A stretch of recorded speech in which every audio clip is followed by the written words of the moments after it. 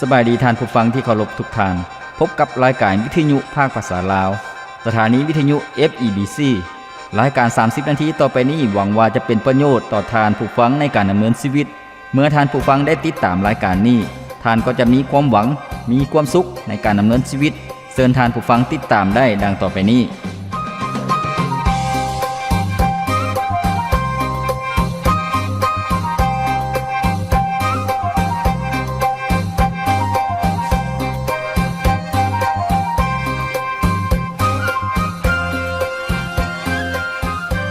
ท่านผู้ฟังที่เคารพคนเฮานั่นมีจุดพิเศษมีบุคลิกมีท่าทีที่แตกต่างกันไปท่านผู้ฟังบางคนเป็นคนใจเย็นบางคนเป็นคนใจร้อน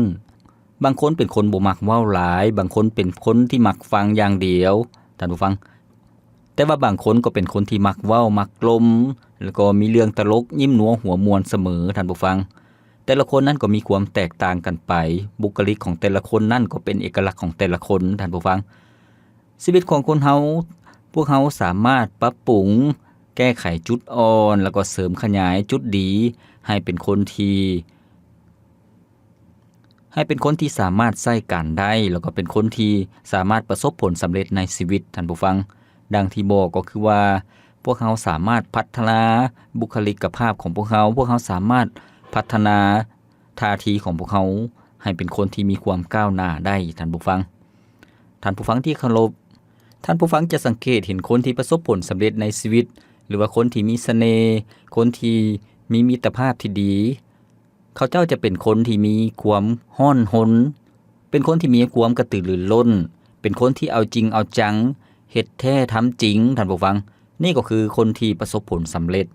ฉะนั้นท่านผู้ฟังที่เคารพในพระคริสตธรรมคัมภีร์พระเจ้าก็ทรงปรารถนาให้กับประชากรของพระองค์ซึ่งเป็นผู้ฟังพระคำของพระเจ้านั้นเป็นคนที่มีความห้อนหนมีใจที่ห้อนหนท่านผู้ฟังใจที่ห้อนหนนั่นดังที่บอกก็คือว่าเป็นคนที่มีความกระตือรือร้นเฮ็ดแท้ทำจริงใจที่ห้อนหนนั่นกงกันข้ามกับจิตใจที่เย็นชาหรือว่าจิตใจที่เสยเมยท่านผู้ฟังพระเยซูเจ้าทรงสอนบรรดาสาวกแล้วก็ประชาชนพระองค์ทรงกล่าวถึงในยุคสุดท้ายก็คือในยุคปัจจุบันนี้ความรักของคนนั้นส่วนหลายจะมีความเย็นชาคนเฮาจะบ่มีความกระตือรือร้นเอาจริงเอาจังแต่ว่าจะเป็นคนที่เสยเมยเป็นคนที่เย็นชาดังนั้นท่านผู้ฟังที่เคารพมื้อนี้พวกเฮาจะรับฟังในหัวข้อที่บอกว่าจงเป็นคนที่ดำเนินชีวิตอย่างห้อนหนท่านผู้ฟังการดำเนินชีวิตที่ห้อนหนนั่นเป็นการดำเนินชีวิตต่อผู้อื่นเป็นการดำเนินชีวิตต่อพระเจ้าการดำเนินชีวิตที่ห้อนหนนั่นเป็นคนที่พระเจ้าทรงพอใจท่านผู้ฟังการดำเนินชีวิตที่มีความห้อนหนนั่นเป็นสิ่งที่มีความสำคัญพระคำของพระเจ้าในพระธรรมโรมบทที่12ข้อที่9ถึงข้อที่11ในบทนี้ได้กล่าวไว้ว่าจงรักด้วยใจจริงจงเกลียดชังสิ่งที่ชั่วร้ายจงยึดมั่นในสิ่งที่ดีจงรักซึ่งกันและกันเหมือนสันพี่น้องส่วนการให้เกียรติซึ่งกันและกันนั้นจงถือว่าผู้อื่นดีกว่าจงเฮ็ดเวียกอย่างเต็มกำลังและอย่าเกียจคร้านจงรับใช้ผู้อื่นจงรับใช้องค์พระผู้เป็นเจ้าจงมีจิตใจห้อนหนด้วยพระวิญญาณและข้อที่12ได้บอกว่าจงสมชื่นยินดีในความหวังจงอดทนในความยากลำบากจงภาวนาอธิษฐานอยู่บ่ขาดแม่นแล้วท่านผู้ฟังพระคำของพระเจ้าก็ได้แนะนำหรือว่าได้เน้นให้พวกเราเห็นว่าการที่เป็นคนที่มีความห้อนหนนั้นมีจิตใจที่ห้อนหนนั้นจิตใจที่มีความกระตือรือร้นนั้นเป็นสิ่งที่สำคัญพระเจ้าก็ทรงพอใจในคนที่มีใจห้อนหนท่านผู้ฟังซึ่งพระคัมภีร์พวกเราได้อ่านไปแล้วก็คือว่าจงเฮ็ดเวียกอย่างเต็มกำลังและอย่าเกียจคร้านจงรับใช้องค์พระผู้เป็นเจ้าจงมีจิตใจห้อนหนด้วยพระวิญญาณแม่นแล้วดังนั้นพระเจ้าทรงพอใจในคนที่เอาจริงเอาจังคนที่มีความห้อนหนท่านผู้ฟังจิตใจห้อนหนนั่นบ่แม่นจิตใจที่ใจห้อนจนเกินไปจนบ่สามารถควบคุมได้บ่แม่นแนวนั้นดังที่บอกท่านผู้ฟังจิตใจห้อนหนหมายถึงเป็นคนที่เอาจริงเอาจังเฮ็ดแท้ทำจริงเว้าสิ่งใดก็ต้องเฮ็ดสิ่งนั้นแล้วก็บ่แม่นเฮ็ดแปะๆบางๆเฮ็ดแบบขี้คร้านบ่แม่นแนวนั้นแต่ว่าเป็นคนที่นักแน่นเป็นคนที่มั่นคงบ่โคนแคนท่านผู้ฟังพ พระเจ้าทรงพอใจคนที่มีจิตใจร้อนรนอีกจุดหนึ่งท่านผู้ฟังที่เคารพในพระคำของพระเจ้าในพระธรรมเพลงสรรเสริญบทที่130ข้อที่5ถึงข้อที่6ในบทนี้ได้กล่าวไว้ว่าข้าน้อยรอท่าอย่างร้อนรนให้พระเจ้ายาเวซอยเหลือและไว้วางใจในถ้อยคำของพระองค์ข้าน้อยคองคอยท่าองค์พระผู้เป็นเจ้าด้วยจิตใจร้อนรนยิ่งกว่าคนยามคองคอยท่าให้ถึงหุงเศร้าแม่นแล้วท่านผู้ฟังในจุดนี้ผู้เขียนได้หมายถึงชีวิตของเพิ่นที่รอคอยท่าการช่วยเหลือจากพระเจ้าชีวิตที่เพิ่งพาพระเจ้าด้วยใจร้อนรนหมายถึงใจที่ต้องการให้พระองค์ทรงช่วยเหลืออย่างแท้จริงท่านผู้ฟังฉะนั้นพระเจ้าทรงพอใจพระองค์ทรง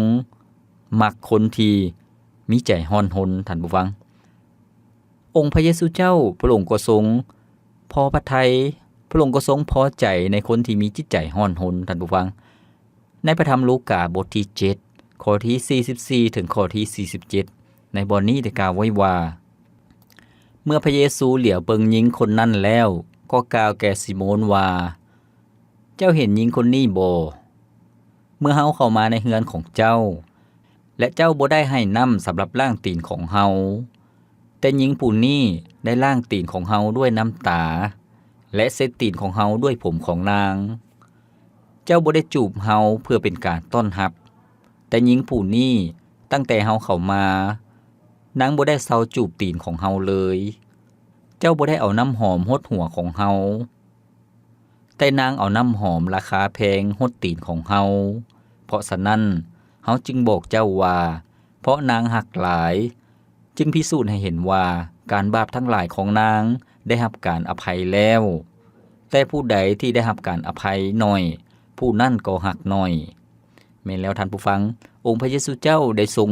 สอนบรรดาผู้ฟังพระองค์ในเวลานั้นก็คือว่ามีแม่หญิงคนหนึ่งที่ต้อนรับพระเยซูเจ้าด้วยใจร้อนรน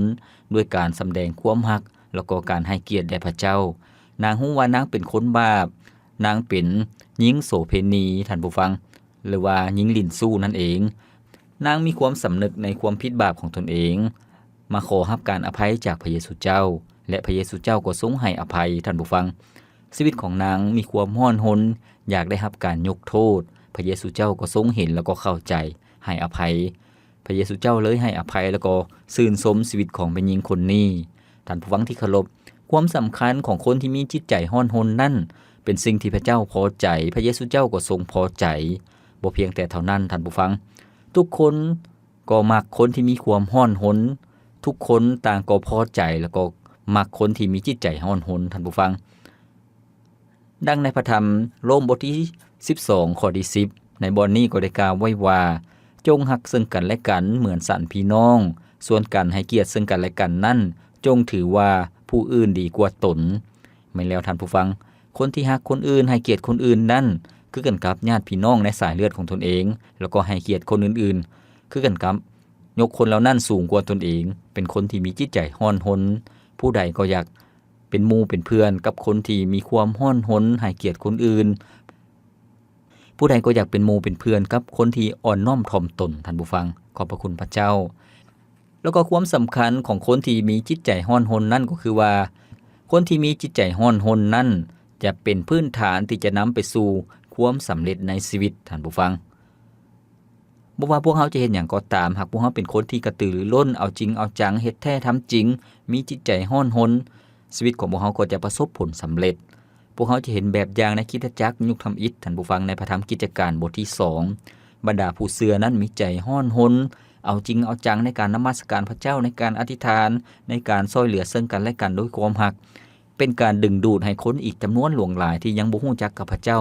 มาเชื่อวางใจในองค์พระเยซูเจ้าท่านผู้ฟังอันนี้ขอบพระคุณพระเจ้าพวกเขาจะเห็นว่าความร้อนรนนั้นเป็นสิ่งที่สำคัญนำไปสู่ผลสำเร็จในชีวิตหากพวกเขาอยู่ในครอบครัวบ่ว่าจะเป็นผัวหรือว่าเป็นเมียเป็นลูกเป็นเต้าหรือว่าเป็นพนักงานหรือว่าเป็นกรรมกรชาวไร่ชาวนาหากพวกเขาเอาจริงเอาจังในหน้าที่เวียกงานของพวกเขาเป็นคนที่มีความร้อนรนมีความกระตือรือร้นบ่แม่นเป็นคนที่ขี้คร้านบ่แม่นเป็นคนที่อิดเมื่อยอ่อนแรงหรือว่ารอคอยท่าแต่คนอื่นช่วยเหลือบ่แม่นแนวนั้น คนที่มีความร้อนรนนั่นก็จะประสบผลสำเร็จในชีวิตแล้วก็จะเป็นเสน่ห์อีกอย่างหนึ่งเฮ็ดให้คนอื่นอยากมาเรียนรู้อยากมาถอดถอนบทเรียนในชีวิตท่านผู้ฟังที่เคารพพวกเขาจะสร้างความร้อนรนในด้านไหนแดก็คือว่าพวกเขาต้องสร้างความร้อนรนต่อพระเจ้าก็คือว่าพวกเขาเพิ่งพาพระเจ้าอยู่เรื่อยๆท่านผู้ฟังกระตือรือร้นที่อยากได้รับการช่วยเหลือจากพระเจ้าบ่เพียงแต่เท่านั้นให้พวกเขามีความร้อนรนต่อคนอื่นๆท่านผู้ฟังให้พวกเขามีความร้อนรนก็คือว่าแสดงชีวิตให้กับคนอื่นๆได้เห็นว่าพวกเขานั่นเป็นคนกระตือรือร้นเอาจริงเอาจังแล้วก็พวกเขาต้องร้อนรนในหน้าที่เวียกงานของพวกเขาซึ่งมีคำสุภาษิตจีนบอกว่าคนที่มีความสุขต่อการเฮ็ดเวียกงานนั้นก็จะประสบผลสำเร็จท่านผู้ฟังแม่นแล้วเมื่อพวกเขามีความสุขต่อการเฮ็ดหน้าที่เวียกงานของตนเองเวียกงานนั้นก็จะบ่หนักพวกเขาก็จะมีความสุขในการเฮ็ดเวียกงานนั้นแล้วก็จะประสบผลสำเร็จอย่างแน่นอนท่านผู้ฟังขอบพระคุณพระเจ้าท่านผู้ฟังที่เคารพให้พวกเราพักฟังเพลงจากรายการของพวกเราก่อนจัก1เสียงเพลงแล้วพวกเราจะมาพบกันอีกเกี่ยวกับชีวิตที่มีความร้อนรนก็คือว่าพวกเขาจะเสริมสร้างจิตใจของพวกเขาให้มีความร้อนรนได้แนวใดพวกเขาจะมีวิธีการแนวใดอย่าได้ท้อใจหากว่าเมื่อใดประสบทุกข์มาถึงต้องเจ็บต้องซ้ำจนหัวใจเฮาอ่อนล้าอย่านึกกลัวจงมั่นใจพระเยซูคริสต์หักเฮาเท่าใดพระองค์เข้าใจทุกหยดน้ำตาทุกนาทีพระองค์ยังมั่นคงหักเสมอเชื่อได้เลยพระองค์หักจริงใจพระองค์หักเหมือนเดิมเมื่อใดก็เหมือนเดิมหักเฮาเสมอและจะหักตลอดไปพระองค์หักเหมือนเดิมเมื่อใดพบทุกข์ภัยบ่มีวันใดที่จะหยุดหักเฮาในบางครั้งเกิดความท้อใจสับสนข้างในเป็นธรรมดาที่สำคัญพระองค์บ่หลงลืมเฮาจักครั้งพระองค์ยังหักเฮาบันคงเหมือนเดิม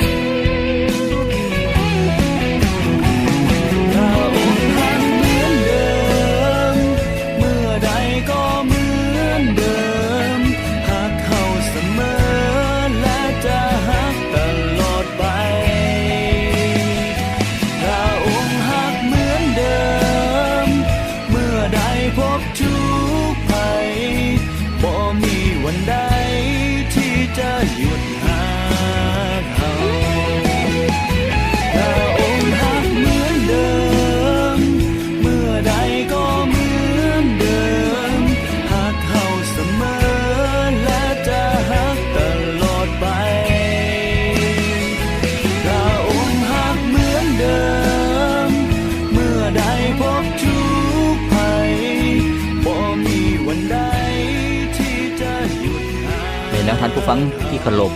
อย่าให้พวกเขากังวลอย่าให้พวกเขาท้อถอยใจองค์พระเยซูเจ้าทรงหักพวกเขาพระองค์ทรงหักพวกเขาตลอดไปความหักของพระองค์นั้นบ่มีมื้อสิ้นสุดให้พวกเขามีกำลังขึ้นบ่ต้องกังวลบ่ต้องอิดเมื่อยอ่อนแรงให้พวกเขามีความหวังในพระเจ้าเข้ามาเพิ่งพาองค์พระเยซูเจ้าดังบทเพลงที่พวกเขาได้ฟังไปแล้วนั้นอย่ากังวลท่านผู้ฟังที่เคารพมื้อนี้พวกเขากำลังรับพระพรนํกันในหัวข้อที่บอกว่าให้พวกเขาดำเนินชีวิตอย่างมีความร้อนรนให้จิตใจของพวกเขานั่นเป็นจิตใจที่มีความร้อนรนท่านผู้ฟัง ดังที่พวกเราได้รับฟังนำกันตั้งแต่ช่วงลำอิดก็คือว่าชีวิตที่มีความร้อนรนนั้นเป็นชีวิตที่กระตือรือร้นเป็นชีวิตที่เอาจริงเอาจังท่านผู้ฟังความร้อนรนนั้นบ่แม่นความใจร้อนบ่แม่นความฟ้าวฟังบ่แม่นความขาดสติหรือว่าควบคุมตนเองบ่ได้บ่แม่นแนวนั้นความร้อนรนหมายถึงความร้อนรนในจิตใจ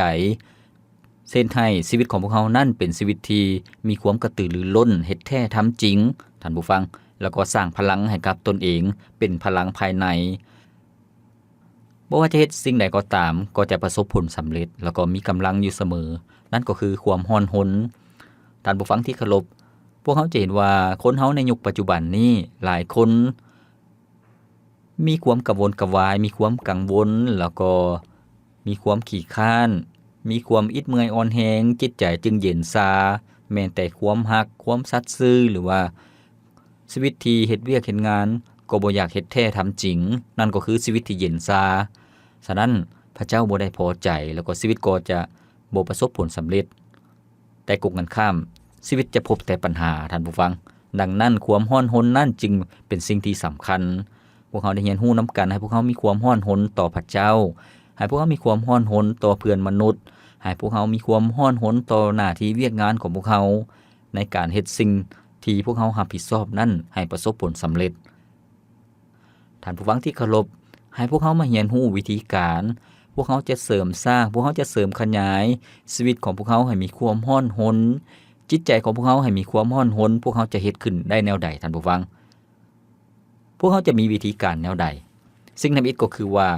ให้พวกเขากำจัดปมด้อยในชีวิตของพวกเขาออกไปการน้อยเนื้อตำใจหรือว่าปมด้อยของพวกเขามีปมด้อยหยังบางคนเป็นคนที่บ่มีความมั่นใจในตนเองบางคนเป็นคนที่บ่กล้าเว้าบ่กล้าว่าบางคนเป็นคนที่ขี้อายหรือว่าบางคนเป็นคนที่รู้สึกผิดอยู่เสมอแต่ละคนก็มีปมด้อยแตกต่างกันไปท่านผู้ฟังที่เคารพบางคนเกิดมาในครอบครัวที่ทุกข์ยากลำบากจึงบ่มีความกล้าหาญบางคนเกิดในครอบครัวที่บ่สมบูรณ์หรือว่าสุขภาพร่างกายหรือว่าตนเองนั้นเตี้ยหรือว่าสูงหรือว่าตุ้ยหรือว่าจอยสิ่งเหล่านั้นพวกเราบ่ต้องถือว่าเป็นปมด้อยพวกเราต้องกำจัดออกไปท่านผู้ฟังพระเจ้าบ่ได้ปรารถนาให้พวกเรามีชีวิตที่มีปมด้อยบางคนมีปมด้อยที่เป็นคนเชื้อชาติหรือว่าเป็นชนเผ่าท่านผู้ฟังพวกเราบ่ต้องรู้สึกว่าเป็นปมด้อยพวกเราต้องมีความภาคภูมิใจแล้วก็ให้กำลังใจสำหรับตนเองบางคนดังที่บอกสถานะครอบครัวรู้สึกว่ามีปมด้อยรูปร่างหน้าตาก็มีบางคนเรียนบ่สูงความรู้ความสามารถบ่สูงให้พวกเรากำจัดออกไปท่านผู้ฟังบางคนชีวิตมีความผิดพลาดมีความเจ็บปวดมีความล้มเหลวในอดีตมีแผลในจิตใจหรือว่าการเฮ็ดเวียกเฮ็ดงานนั้นผิดพลาดในอดีตให้พวกเรากำจัดออกไปบ่ต้องถือว่าเป็นปมด้อยพวกเราท่านผู้ฟังเพื่อพวกเรานั้นจะเป็นคนที่มีความมั่นใจเป็นคนที่มีความกระตือรือร้นเป็นคนที่มีจิตใจร้อนรนท่านผู้ฟังดังนั้นสิ่งที่ดีก็คือว่าให้พวกเรากำจัดปมด้อยให้ท่านผู้ฟังเบิ่งชีวิตของตัวเองว่าตัวเองนั้นมีปมด้อยหยังบ่ต้องรู้สึกว่าสิ่งเหล่านั้นเป็นปมด้อยเพราะว่าหยังท่านผู้ฟังมนุษย์ทุกคนบ่มีผู้ใดสมบูรณ์แบบ 100% แต่ละคนก็มีข้อบกพร่องดังนั้นให้พวกเขาเบิ่งข้ามจุดอ่อนของบกพร่องของตนเองปรับปรุงแก้ไขข้อบกพร่องของตนเองท่านผู้ฟังให้พวกเขาเบิ่งข้ามปมด้อยของตนเองข้อจำกัดของตนเองให้พวกเขาพึ่งพาพระเจ้าผู้ทรงมีฤทธิ์อำนาจบ่จำกัดพระเจ้าจะทรงซอยเหลือพวกเขาท่านผู้ฟังพระเจ้าทรงสมบูรณ์แบบทางด้านสติปัญญาความรู้ความสามารถความบริสุทธิ์ยุติธรรมพระเจ้าทรงเป็นพระเจ้าผู้ทรงมีความรักที่บ่จำกัดให้พวกเขาพึ่งพาพระเจ้าท่านผู้ฟังแล้วก็สิ่งที่2พวกเขาจะเสริมสร้างจิตใจชีวิตของพวกเขาให้มีความร้อนรนแนวใดก็คือว่าพวกเขาต้องเปลี่ยนแปลงทัศนคติก็คือมุมมองของพวกเขาท่านผู้ฟังหากพวกเขามีทัศนะหรือว่าท่าทีของพวกเขามุมมองของพวกเขาที่บ่ถูกต้องก็จะส่งผลให้นิสัยใจคอของพวกเขาเป็นไปตามทัศนะของพวกเขาแล้วก็การประพฤติของพวกเขาการดำเนินชีวิตของพวกเขานั่นก็จะไปตามทัศนะของพวกเขาหลายๆคนเบิ่งสภาพแวดล้อมหรือว่าเบิ่งโลกในแง่ลบท่านผู้ฟังทุกอย่างก็อันตรายไปหมดทุกอย่างก็เป็นไปบ่ได้หากพวกเขาเป็นคนประเภทนี้ ชีวิตของพวกเขาก็จะพบแต่ปัญหายังบ่ทันเฮ็ดหยังคิดไปแต่เรื่องยังบ่ทันเฮ็ดหยังก็คิดไปแต่ด้านลบด้านเป็นไปบ่ได้ชีวิตของพวกเขาก็จะห่างไกลจากผลสำเร็จดังนั้นท่านผู้ฟังที่เคารพพวกเขาต้องเปลี่ยนแปลงทัศนคติของพวกเขาท่านผู้ฟังให้พวกเขามีทัศนคติในด้านบวกทัศนคติที่เป็นจริงเป็นสิ่งที่เสริมสร้างเป็นสิ่งที่เป็นไปได้ท่านผู้ฟังให้พวกเขาเชื่อว่าในพระเจ้านั้นทุกอย่างเป็นไปได้ให้พวกเขามีมุมมองให้กำลังใจตนเองให้พวกเขามีมุมมองว่าชีวิตของพวกเขานั้นจะบ่ตกต่ำให้พวกเขามีมุมมองว่าครอบครัวของพวกเขาจะเป็นครอบครัวที่อบอุ่นให้พวกเขามีทัศนคติมีท่าทีว่าบ่ว่าพวกเขาจะเฮ็ดหยังสิ่งเหล่านั้นก็จะเจริญงอกงามเติบใหญ่ขึ้นประสบผลสำเร็จท่านผู้ฟังนั่นคือทัศนคติของพวกเขาให้พวกเขามีทัศนคติที่เป็นด้านบวกก็คือว่าพวกเขาต้องมีความองอาจกล้าหาญบ่ต้องเป็นคนที่ขี้ย้านบ่ต้องเป็นคนที่จิตใจคับแคบหรือว่ามักจมมักว่ามักห้ายดาหรือว่าดูหมิ่นนินทาแต่ให้พวกเขามีทัศนคติในด้านความรักใจเอื้อเฟื้อเผื่อเพจิตใจที่มีความกว้างขวางความสัตย์ซื่อท่านผู้ฟังนั่นก็คือให้เฮาเปลี่ยนแปลงทัศนคติของพวกเขาสิ่งที่3ท่านผู้ฟังให้พวกเขากำจัดความโอ้อวดในชีวิตท่านผู้ฟังความยิงจองหองในชีวิตของพวกเขาสิ่งเหล่านี้หลายๆคนท่านผู้ฟังโอ้ข่อยเองดีกว่าคนอื่นตนเองดีกว่าคนอื่นแล้วก็เริ่มดูถูกคนอื่นๆส่งผลให้สายสัมพันธ์บ่ดีท่านผู้ฟังคนอื่นก็บ่อยากคบค้าสมาคมคนอื่นก็บ่อยากเป็นหมู่คนอื่นก็บ่อยากช่วยเหลือหรือว่าบ่อยากอยู่ใกล้ดังนั้นท่านผู้ฟังที่เคารพจิตใจที่โอ้อวดหรือว่าขี้โอ่งนั่นเป็นสิ่งที่บ่ดีพระคัมภีร์ก็ได้บอกให้พวกเขาบอกว่าพระเจ้าทรงต่อสู้กับคนที่โอ้อวดยิงจองหองแต่พระเจ้าทรงประทานพระคุณให้กับคนที่อ่อนน้อมถ่อมตนท่านผู้ฟังพระเยซูเจ้าก็ทรงเป็นแบบอย่างที่พระองค์ทรงเป็นพระมหากษัตริย์เป็นพระเจ้าผู้ทรงยิ่งใหญ่แต่พระองค์ทรงอ่อนน้อมถ่อมตนมาเกิดในโลกนี้ในคนทุกข์ยากลำบากมารับสภาพในการบวชบัดรับไส้คนอื่นๆท่านผู้ฟังพระเยซูเจ้าเป็นพระเจ้าผู้ทรงยิ่งใหญ่แต่พระองค์ทรงเป็นแบบอย่างในการอ่อนน้อมถ่อมตนท่านผู้ฟังบ่ได้ดูหมิ่นดูถูกคนอื่นๆดังนั้นท่านผู้ฟังที่เคารพให้พวกเขากำจัดความอวดองค์ความยิง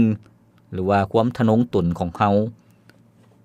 บ่ต้องดูถูกคนอื่นแต่ให้พวกเขาถือว่าคนอื่นเป็นคนที่ดีกว่าให้พวกเขาอ่อนน้อมถ่อมตนหากพวกเขาเป็นคนที่อ่อนน้อมถ่อมตนไผๆก็อยากเป็นหมู่กับพวกเขาท่านผู้ฟังขอบพระคุณพระเจ้าแล้วก็ข้อสุดท้ายก็คือว่าพวกเขาจะเสริมสร้างชีวิตของพวกเขาจิตใจของพวกเขาให้มีความร้อนรนแนวใดพวกเขาก็ต้องสร้างมุมมองสร้างภาพพจน์บุคลิกของตัวเองนั่นให้เข้มแข็งขึ้นท่านผู้ฟังความหมายก็คือว่าจากคนที่เป็นคนที่บ่กล้าเป็นคนที่ขาดความมั่นใจเป็นคนที่การเว้าจาก็บ่มีเสียงดังหรือว่าเฮ็ดหยังก็บ่มั่นใจให้พวกเขาสร้างภาพพจน์ของตนเองให้เป็นคนที่มีความเข้มแข็งเป็นคนที่มีความมั่นใจท่านผู้ฟังให้กำลังใจของตนเองเรื่อยๆการนุ่งถือของเขาก็ต้องนุ่งถือเครื่องนุ่งที่สุภาพแล้วก็สะอาดงามตาท่านผู้ฟังแล้วก็การเฮ็ดเวียกเฮ็ดงานก็ต้องเฮ็ดให้ดีที่สุดเพื่อถวายเกียรติแด่พระเจ้าการเว้าการจาก็ให้ใช้คำเว้าที่สุภาพอ่อนหวานแล้วก็บ่แม่นคำเว้าที่หุนแฮงบ่แม่นคำเว้าที่บ่สุภาพท่านผู้ฟังภาพพจน์ของพวกเขาเป็นบุคลิกที่ดีนั่นเป็นสิ่งที่เฮ็ดให้คนอื่นนั่นยอมรับดังนั้นท่านผู้ฟังที่เคารพขอบพระคุณพระเจ้ามื้อนี้พวกเขาได้เรียนรู้นำกันในหัวข้อที่บอกว่าให้ชีวิตจิตใจของพวกเขานั่นเป็นชีวิตจิตใจที่มีความร้อนรนคนที่มีความร้อนรนต่อพระเจ้าต่อมนุษย์เฮ็ดสิ่งใดก็จะสำเร็จง่ายท่านผู้ฟังชีวิตก็ประสบผลสำเร็จดังนั้นท่านผู้ฟังที่เคารพขอให้พวกเขาทุกคนจงดำเนินชีวิตที่แสดงออกมามีความร้อนรนชีวิตของพวกเขาก็จะเป็นชีวิตที่มีความอบอุ่นในครอบครัวแล้วก็ในชุมนุมชนในคริสตจักรของพระเจ้าก็มีความอบอุ่นในสังคมก็จะมีความอบอุ่นท่านผู้ฟังถึงแม้ว่าในโลกนี้ในสังคมหลายคนจะมีความเย็นชาหลายคนจะเห็นแก่ตัวความรักก็จะบ่มี ในสังคมที่เย็นชานั้นให้ชีวิตของพวกเฮานั้นเป็นชีวิตที่มีความร้อนรนพระเจ้าก็ทรงได้รับเกียรติในชีวิตของพวกเฮาท่านผู้ฟังขอบพระคุณพระเจ้าท่านผู้ฟังที่เคารพรายการของพวกเฮาดำเนินมาฮอดนี้ก็สิ้นสุดเพียงเท่านี้ข้าพเจ้าขอประเสริฐผู้ดำเนินรายการขอกล่าวคำว่าขอพระเจ้าอวยพรท่านผู้ฟังทุกท่านพบกันใหม่ในมื้อต่อไปสบายดี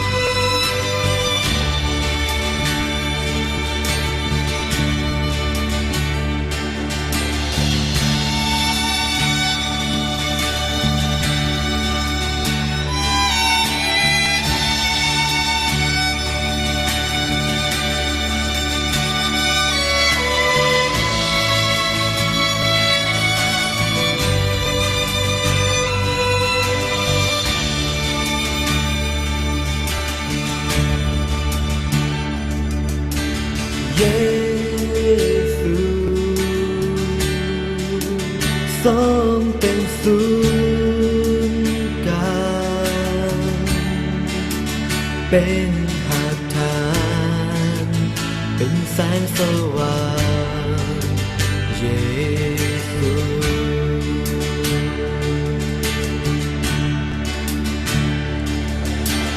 เยซูทรงเป็นศูนย์กลางเป็นความหวังเป็นบทเพลงเยซู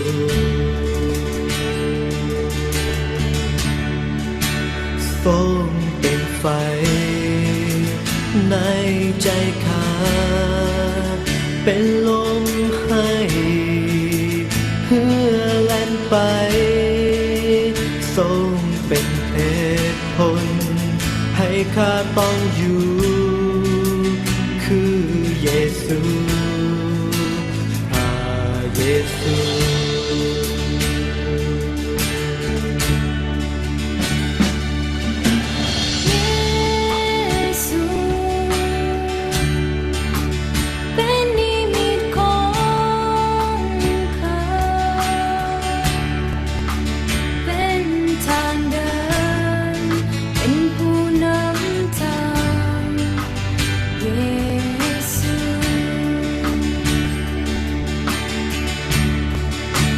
ทรงเป็นไฟในใจข้า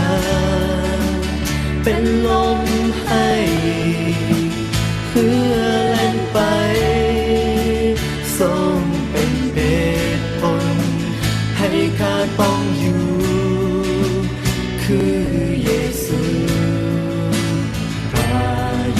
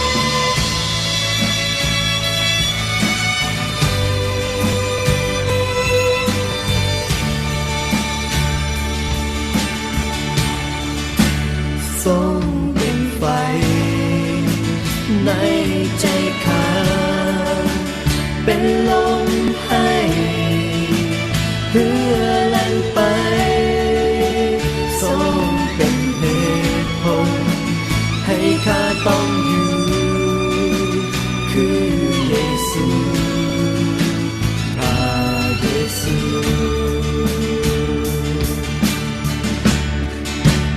ทรงเป็นไฟในใจข้าเป็นลมให้เพื่อแล่นไปทรงเป็นเหตุผลให้ข้าต้องอยู่คือเยซูพระเยซู